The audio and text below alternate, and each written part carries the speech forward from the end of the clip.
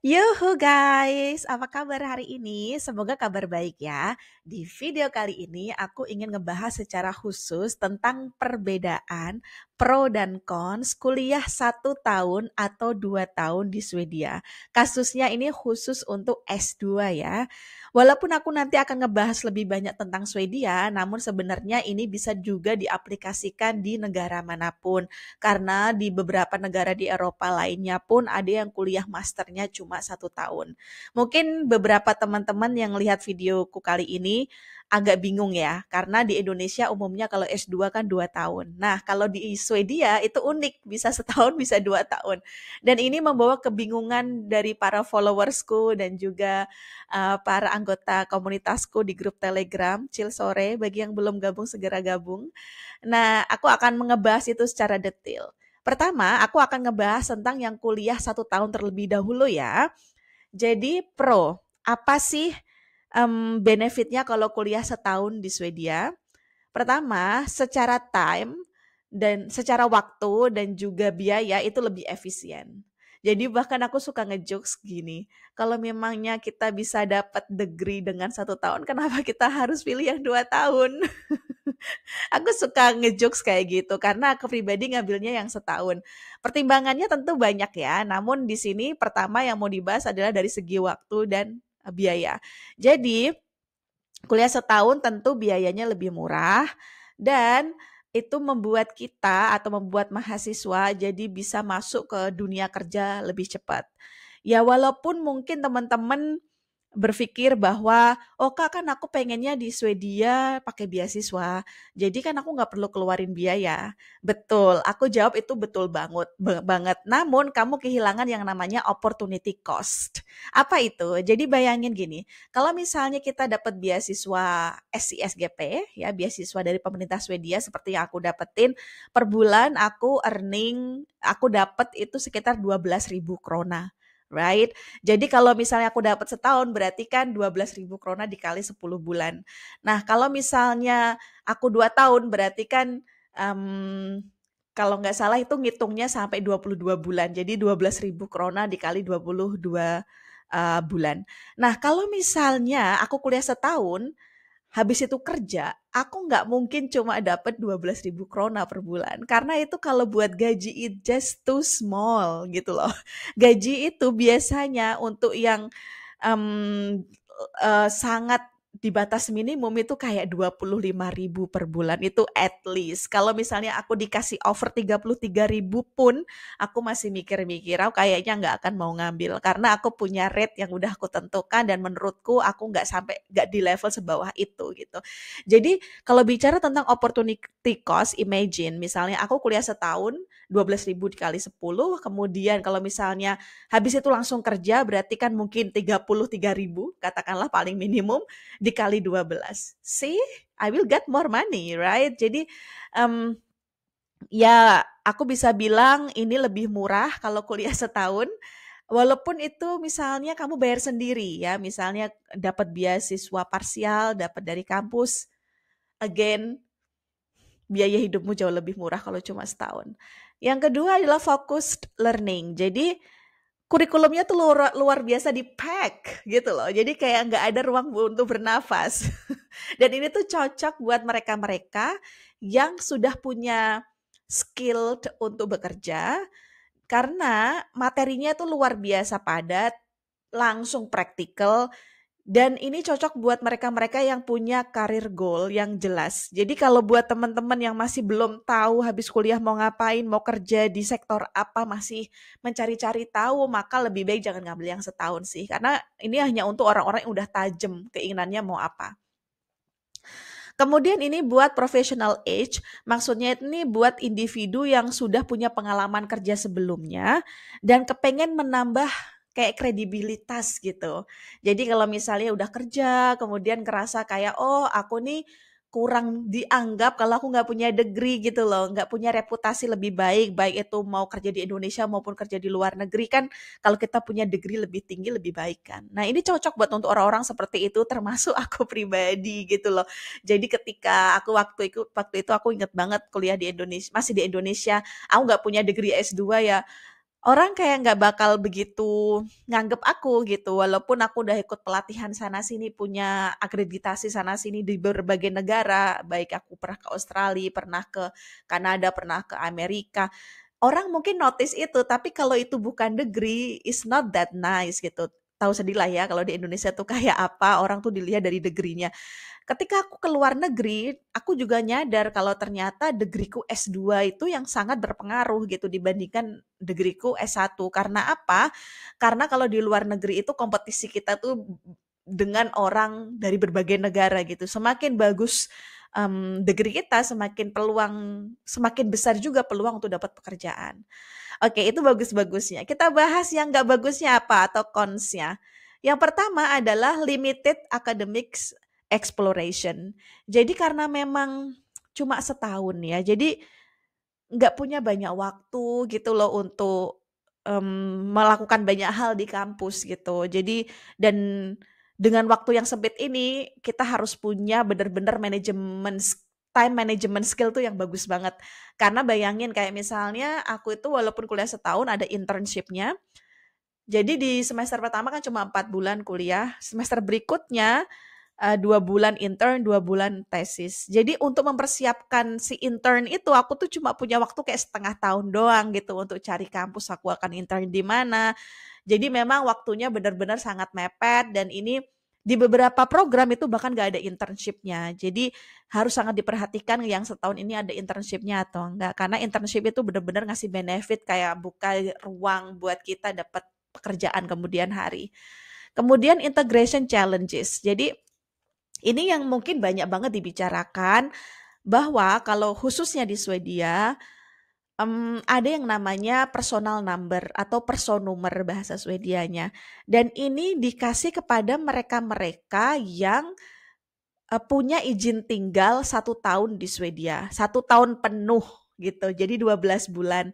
Jadi personal number ini fungsinya adalah kalau misalnya kita mau bikin bank account, mau healthcare, mau urusan aku dulu vaccination pas waktu COVID, apalagi ya, atau mungkin kita mau daftar gym atau mau bikin akun di grocery store itu juga butuh personnummer gitu. Nah, ini akan challenging buat kita-kita yang kuliah cuma setahun, which is cuma 10 bulan, itu nggak boleh apply personnummer karena waktu durasi kita kurang dari 12 bulan gitu. Namun, walaupun ini challenging ya, aku sendiri juga ngerasain nggak punya personnummer, akhirnya kita tuh harus kayak cari solusi-solusi gitu. Misalnya bank, nggak bisa bank A, misalnya aku harus bikinnya di bank B supaya tetap bisa bikin bank. Jadi opsinya jadi lebih limited gitu. Kemudian kalau misalnya healthcare aku nggak bisa kayak bikin akun di websitenya mereka, jadi aku harus kalau misalnya mau ketemuan sama dokter aku harus telepon atau email untuk janji temu. Ada solusinya sih, tapi memang sedikit lebih ribet dibandingkan kita punya personnummer. Atau misalnya waktu itu mau vaksin juga aku nggak bisa tuh kalau yang punya personnummer tuh kayak langsung ada plotnya, ada slotnya, gampang gitu ya. Tapi kalau buat aku harus bikin janji temu dulu gitu. Jadi ada beberapa challenge yang harus aku temui karena nggak punya personnummer ini. Yang aku punya adalah coordination number. Jadi coordination number itu rangkaian kode nomor tapi di tengah-tengahnya ada ada huruf ya, misalnya ada T di tengah-tengahnya. Jadi akhirnya tuh nggak complete number gitu. Itu yang bikin agak rumit sih. Tapi ya aku bisa bilang kalau memang kamu mau kuliah setahun harusnya ini not the biggest challenge ya. Yang the biggest challenge sebenarnya itu adalah looking for job-nya menurutku. Baik itu setahun maupun 2 tahun sih. Jadi ya in the end you will find a way walaupun nggak punya personnummer dan kamu akan bisa apply personnummer kalau memang nanti udah dapat kerja, udah punya work permit, dapat personnummer juga in the end of the day gitu. Oke, next PhD eligibility. Jadi kalau kuliah cuma setahun itu kan cuma 60 kredit, sedangkan kuliah 2 tahun 120 kredit. Most of PhD vacancies di Swedia, vacancies ya, jadi PhD di Swedia tuh dibayar atau digaji dan syarat utamanya biasanya adalah harus punya kredit sejumlah 120. Umumnya begitu. Jadi ada sih yang kayak bolehlah 60 kredit boleh apply PhD, tapi tuh kayak jarang gitu. Jadi kalau buat teman-teman yang memang goalnya adalah pengen PhD ya sebaiknya jangan ambil yang setahun programnya. Ambillah programnya yang 2 tahun. Alright, ini ya yang untuk setahun. Kita langsung ke yang 2 tahun ya. Kita bandingkan. Yang 2 tahun gimana? Pro-nya adalah in-depth learning. Jadi belajar 2 tahun tentu lebih komprehensif, lebih banyak yang bisa dieksplor, lebih banyak kesempatan untuk riset mungkin. Kalau bayangin waktu tadi yang master thesis untuk setahun tuh kayak cuma 2 bulan. Kalau ini tuh mungkin bisa full semester gitu dan tentunya hasil dari master thesisnya lebih mendalam. Kemudian PhD preparation. Selain jumlah kreditnya tadi yang lebih banyak 120 kredit, um, kamu juga bisa melakukan, kayak semacam pre-research ya. Jadi udah mempersiapkan dokumen-dokumen untuk persiapan PhD. Jadi memang 2 tahun ini cocok banget sih buat yang PhD. Kemudian yang ketiga adalah skill development and internship. Jadi karena ini 2 tahun programnya, tentu kesempatan untuk internship itu lebih banyak. Tapi again sih, nggak semua program ada internshipnya. Jadi harus dilihat dulu teman-teman. Kalau memang di dalam programnya itu ada internship, tentu itu akan menambah poin kamu jadi lebih terkoneksi sama industri gitu, gak hanya cuma belajar di kelas doang. Tapi kalau misalnya gak ada internshipnya juga menurutku jadi sama aja dong sama yang setahun, right? Alright, jadi intinya secara garis besar yang 2 tahun itu lebih bagus karena lebih lama belajarnya di kelas, lebih dalam gitu, lebih banyak diskusi dan bagus juga untuk PhD preparation. Kemudian apa sih kekurangannya? Kekurangannya tentu higher cost. Jadi ini utamanya untuk mereka-mereka yang harus bawa keluarga misalnya, kan berarti keluarganya juga harus mempersiapkan uang untuk mereka nemenin pasangannya kuliah. Kemudian juga kalau misalnya kamu harus bayar biaya hidupmu sendiri, nggak dapat beasiswa, maka juga lebih besar gitu ya. Jadi ini sangat tentu berpengaruh sama financial situation. Bahkan tadi kembali lagi ke opportunity cost, kuliah 2 tahun artinya 2 tahun jeda nggak kerja kan.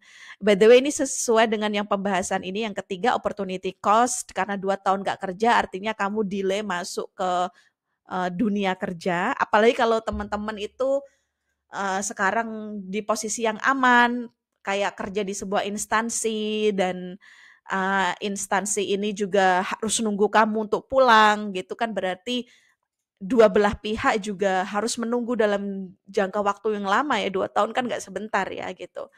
Dan menurutku yang paling penting perlu dipertimbangkan adalah time commitment. Ini berlaku buat aku pribadi ya. Kuliah lama 2 tahun itu somehow doesn't really work for me, kayak terlalu lama gitu, 2 tahun itu harus di kelas, banyak setiap setiap semester ada aja ujian, ada aja tugas-tugas ya, harus banyak diskusi, harus banyak baca dan itu kayak dipaksa buat baca mau nggak mau kan secara akademik. Nah, ini butuh komitmen yang tinggi ya buat teman-teman yang memang suka sekolah, suka baca, suka di kelas, cocok banget. Tapi buat teman-teman yang orangnya praktikal, lebih baik ngambil yang cepat-cepat aja. Kenapa? Karena aku pribadi punya pertimbangan bahwa lebih baik kuliah itu setahun dapat degree, kemudian setahun lagi dapat degree dibandingkan 2 tahun sekaligus. Aku lebih senang kayak dapat 2 degree dengan 2 kali waktu yang berbeda dibandingkan 2 tahun sekaligus gitu. Dan ini juga terjadi sama sahabatku sendiri juga yang kuliah bareng aku di Swedia. Dia itu kuliah udah pernah setahun di Netherlands dan dia udah dapat 60 kredit, kemudian kuliah bareng aku di jurusan yang sama dengan 60 kredit. Kemudian di-combine kan akhirnya 120 kredit juga dan sekarang dia PhD di kampusku, di jurusanku bersama profesor yang waktu itu ngajar aku. Jadi in the end of the day, kuliah setahun juga bisa double gitu ya. Jadi jangan pernah terfikir teman-teman kalau kuliah itu kayak cuma sekali seumur hidup. You can get like 2, 3 more degrees, is up to you. Apalagi nanti kalau teman-teman udah kuliah di Swedia setahun, kemudian habis itu kerja, dan teman-teman bisa kuliah secara gratis kalau teman-teman udah di Swedia gitu loh. Jadi mikirnya tuh harus sepanjang itu. In the end of the day, kamu bisa dapat akses free education kalau memang bisa tinggal lama di Swedia gitu. Alright? Nah, mungkin pertanyaannya kan Kuliah setahun, 2 tahun tuh ada bedanya nggak sih mengenai job prospek gitu setelah kuliah? Apakah atasan tempat kerja tuh bakal kayak meng-underestimate yang setahun? Ini banyak banget pertanyaan yang kayak gini. Jawabanku adalah sejauh yang aku tahu job prospeknya itu generally positif ya, nggak ada yang kayak bilang, "Ah, kamu kan cuma setahun jadi kamu nggak eligible enough." Nggak ada.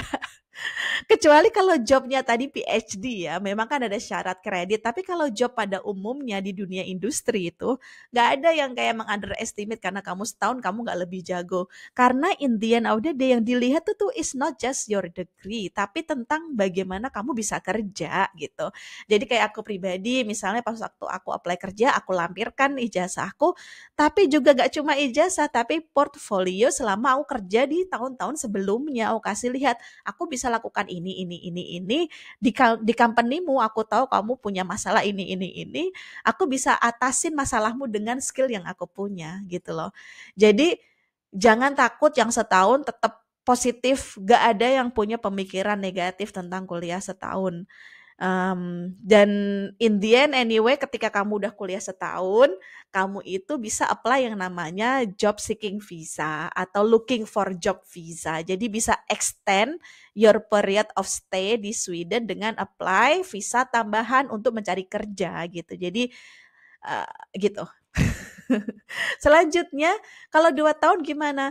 Tentu ya, kalau 2 tahun ilmu kita lebih dalam, jadi kita lebih punya banyak waktu untuk melakukan koneksi, networking bersama orang-orang, melakukan banyak research, internship-nya juga lebih lama dan tentu itu ngasih benefit buat mempersiapkan mental.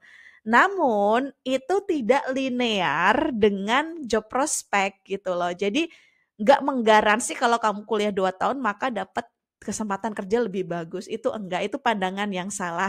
Jadi yang paling benar tuh begini, ketika kamu lulus kuliah, mau lulus nih misalnya kayak 6 bulan sebelum lulus itu kan looking for job, right? Kayak misalnya yang setahun tuh. Habis itu lulus bisa kerja. Tapi kalau misalnya nih kamu kuliah 2 tahun, di tahun pertama kamu looking for a job, tapi kamu nggak bisa full time, kamu karena masih ada semester berikutnya atau tahun berikutnya untuk kuliah kan, jadi kamu nggak bisa langsung eksekusi kerja juga kan. Jadi makanya ini tuh nggak ada yang lebih bagus atau lebih buruk setahun atau 2 tahun. It really depends how ready you are untuk applying for a job gitu. Namun saran terbaik dari aku adalah mau itu setahun ataupun 2 tahun, once you are landed in Sweden, langsung jadi job seeker, langsung masukin CV, langsung kenalan ke banyak orang. Karena kalau memang atasan itu suka banget sama kamu, if you are really good, pasti kamu akan disimpan ibaratnya file kamu pas waktu nanti kamu butuh kerja, you can just recall them and tell them that you are ready for work gitu. Jadi menurutku itu adalah hal penting perbedaan antara setahun 2 tahun. Semoga ini membantu teman-teman dalam pengambilan keputusan ya. Dan best of luck, see you in another video. Ciao!